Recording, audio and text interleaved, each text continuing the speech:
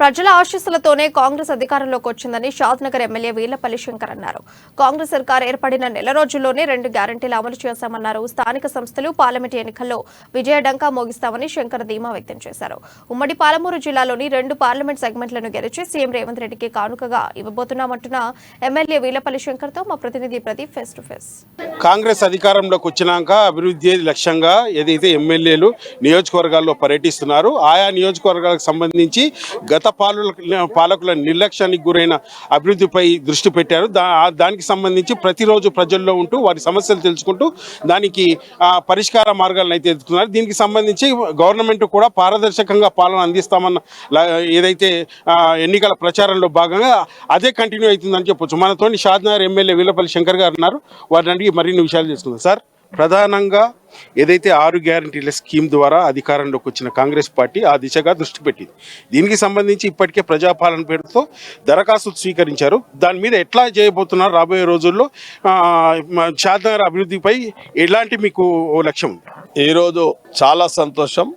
తెలంగాణ రాష్ట్రంలో ప్రజలు ఇచ్చిన అవకాశం, ప్రజలు మెచ్చిన ప్రభుత్వం, ప్రజాస్వామ్య ప్రభుత్వం ఏర్పాటైంది. కాబట్టి ఒక నియంత్రిత ప్రభుత్వాన్ని, ఒక నిరంకుశ ప్రభుత్వాన్ని సాగనంపారు. కాబట్టి ప్రజలకు, తెలంగాణ రాష్ట్ర ప్రజలందరి కూడా కాంగ్రెస్ పార్టీ అధినేత్రి సోనియా గాంధీ మీద, రేవంత్ రెడ్డి గారి మీద పూర్తి నమ్మకంతో ప్రజలు ఒక బాధ్యత, ఒక అవకాశం ఇచ్చారు. కాబట్టి ప్రజలను తెలంగాణ రాష్ట్రం ఏర్పడ్డ తర్వాత తెలంగాణ రాష్ట్రం ఏదైతే ఆశించి తెచ్చుకున్నామో ఆ లక్ష్యాన్ని ఇంచుకైనా చేరుకలేకపోయినాం. కాబట్టి ఒక నియంత్రిత దూరంతో దోచుకోవడం, దాచుకోవడమే జరిగింది ఈ రాష్ట్రంలో. కాబట్టి ప్రజాస్వామ్యబద్ధంగా ప్రభుత్వం పనిచేయలేదు, పాలన గాడి తప్పింది. కాబట్టి ప్రజలు పరిపాలన గాడిలో పెట్టాలంటే కాంగ్రెస్ పార్టీ ఒక పార్టీ, ఆ పార్టీని అధికారంలోకి తెచ్చారు. కాబట్టి శ్రీమతి సోనియా గాంధీ గారు పేద ప్రజలు, సబండ జాతి తెలంగాణ రాష్ట్రం ఇస్తే సంక్షేమానికి నోచుకోలేదు,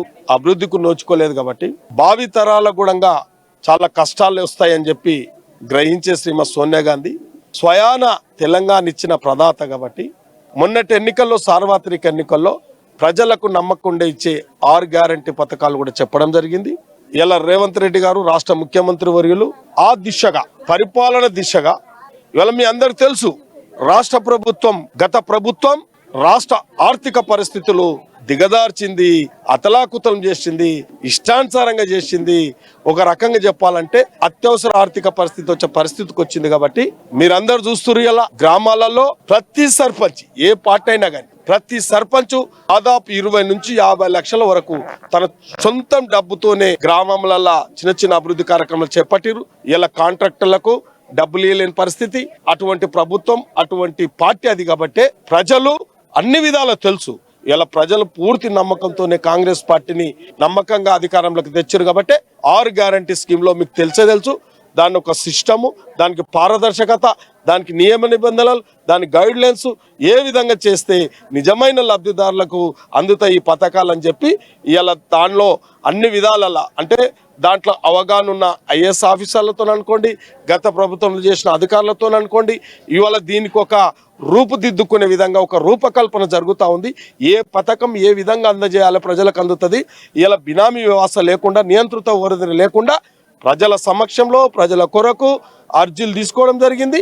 మళ్ళా సెలక్షన్ కూడా ప్రజల మధ్యలో ఆ గ్రామంలో రచ్చబండ కాడ అనుకోండి, గ్రామ సచివాలయం కాడ అనుకోండి, నిజమైన లబ్ధిదారులకు సంక్షేమం చేరుకునే విధంగా కూడా ఈ ప్రభుత్వం ముందుకు సాగుతూ ఉంది. ఆ ప్రక్రియలో ప్రభుత్వం పనిచేస్తుంది.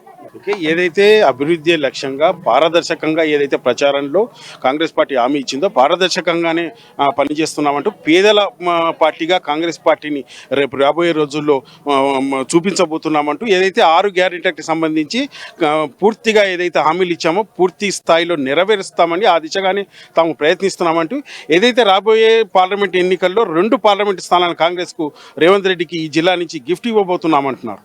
ఇది ఇక్కడ పరిస్థితి. వీడియో జర్నలిస్ట్ రాజేష్తో ప్రదీప్, అమ్మా న్యూస్.